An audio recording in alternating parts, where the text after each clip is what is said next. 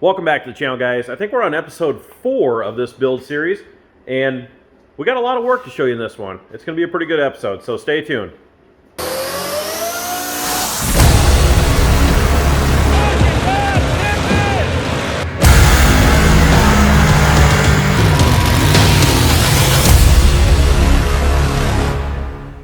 So we'll start off this video by saying the first things that we got done was we grabbed the rear end, went ahead and cleaned all those old 4-link brackets off of there with that triangulated kit. I didn't want to record that. I figured you guys probably seen enough of my plasma skills and grinding skills, so I just cut to the chase, got that done. And while I was working on that, Jason went ahead and got the cab ready. We're going to lift this off, and in this episode we're going to work at trying to get this rear end somewhat started. But the main goal is get the cab box off, because we're going to get this frame blasted. That way we can work with a nice clean frame, get all this rust off of here. That way when we weld our clean metal to it, we don't have to worry about scuffing up certain areas. So we'll go ahead and get the cab lifted off now, and then we'll work at the box. So I think this will be a good time as well. That I think Jason also picked up over here in the back of the death trap, that box there. From Bronco Graveyard, I believe it is. We got a set of floor pans, and then we do have a set of the cab mounts located, brand new, but somebody had some leftovers. We're going to get those as well, and since the cab's off, like I said, this would be a good time to actually work at patching up this floor. That way when we set it back down in the frame, we can get new bushings in there and have it, I don't want to say sat down for the final time, but at least sat on some new bushings so everything can line up.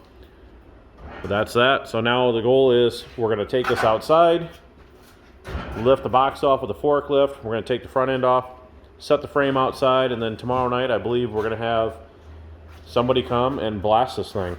Went ahead, since we didn't want to pull it. Well, actually we couldn't get the fork extensions to fit on the forklift, to be honest with you. Forks are too wide at the heel. So plan B, which actually worked out better, so we didn't have to stand out in the blistering cold. I had 3 jack stands, and I don't even remember what we threw on this side. Oh, a dirt bike stand back there. And then we just lowered the jack down with no rear end, and here worked great. So we dropped the frame down, rolled it out here, flipped it over because we cut out one more bracket going across there and pounded out a couple more rivets in the center cross member. So we'll flip this back. Well, it doesn't make a difference, but yeah, front end's off. Everything's ready to go. So that means tomorrow we're going to go ahead, pull this out, and then blast it just down the road here. And it's going to be all cleaned up. We'll get it back in here and probably start on the cab first. I think we'll maybe see if we can get those floor pans in there and maybe grab those braces for the cab support. So that's done. Go back on the cab, and then we're going to start working on that rear end housing. All right, guys, we got the portable sandblasting company. They're going to store their air compressor in our shop here. We good to go? Not yet. They're going to back the portable in here so that way it can hopefully start up tomorrow. It's got a flathead 4-cylinder in it. These guys are masters at their business. I don't know if they're masters at backing in, but we're about to find out.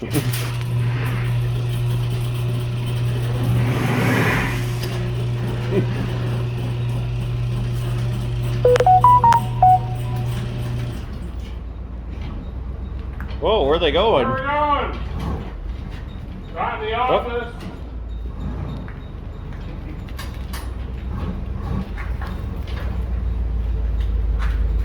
Yep, you're in.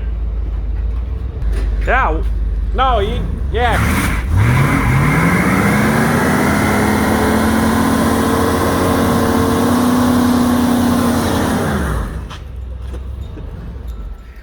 All right, guys, and that's the portable air compressor people, or the portable sandblaster people. They'll be here tomorrow. Call for all your needs. All right, it's the next day, guys. I'm on my sweet little forklift here, heading down the street, gonna get this blasted. Head on the forks here, so let's go ahead. We're gonna take her down, get her blasted here.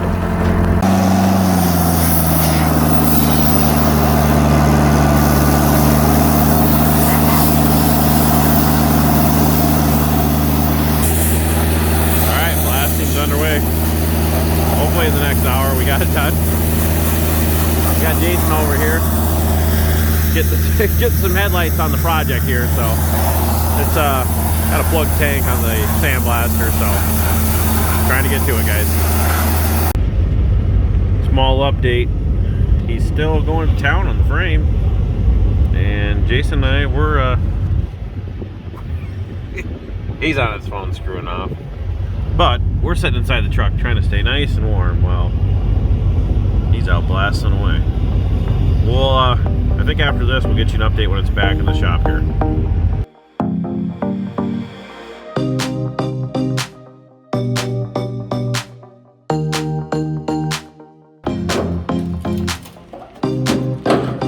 Watch me do my body work.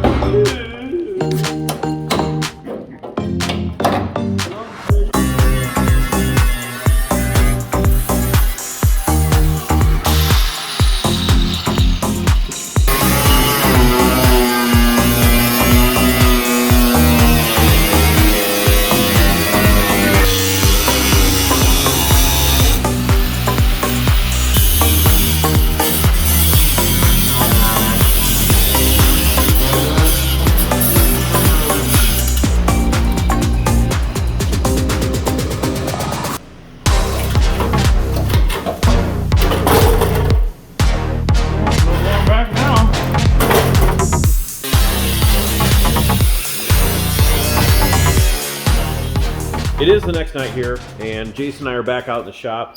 As you've seen in those last clips, we went ahead and cut the passenger floor pan out.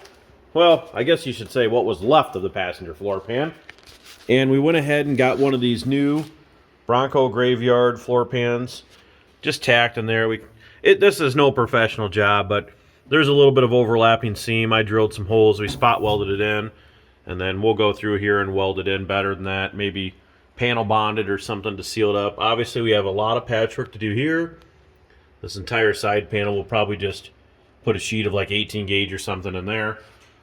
I think next step, at least to get maybe the driver's pan in there, and then we can kind of go from there. So we'll get started on that. I can work on this passenger one a little bit more, keep this going, and then we're going to get some new, I think I mentioned earlier, cab support pieces, so we can get those put on. We kind of made a total change of pace here, obviously. The whole plan was to get the rear end, but we were kind of thinking before we put the rear end, it'd be nice to blast the frame. So this is all blasted, cleaned up. I mean, yeah, you could get better than that, but for what we're doing, it's just a burnout truck, right? Yep.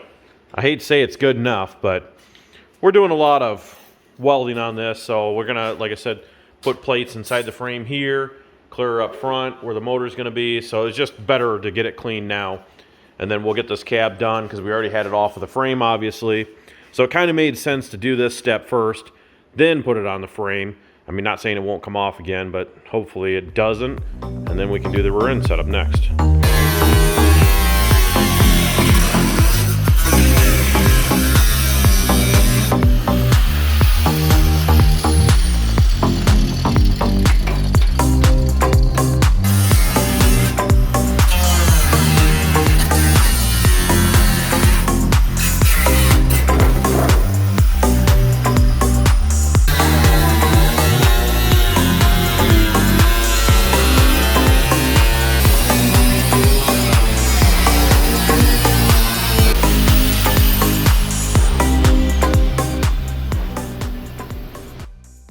Alright, went ahead and spoiled myself. It is Christmas time.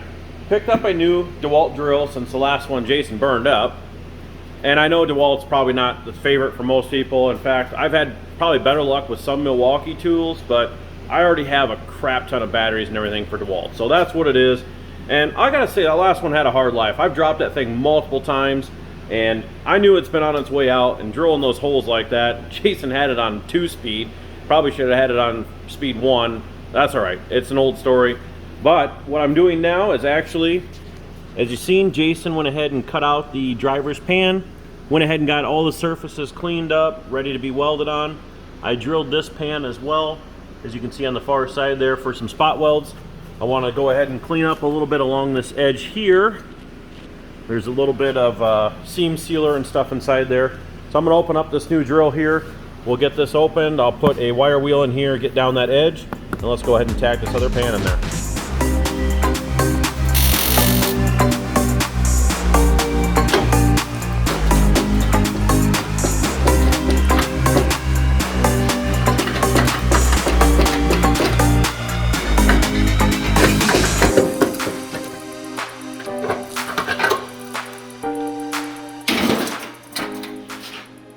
We got the floor pan all welded in. Well, I say welded, it's just a bunch of spot welds in there. Still got to do something along the front here, and I think I'm going to hold off on that. Also went ahead and got a patch panel put in that side to cover all the rot. Trying to seal this baby up the best we can. So Jason's got another piece over there on the floor. We'll get that patched in as well. That's where they typically rot. That's right about where the cab support brace is. Right in here. This side seems to be good. We will do this side as well because it's all rotten. We'll cut up a ways.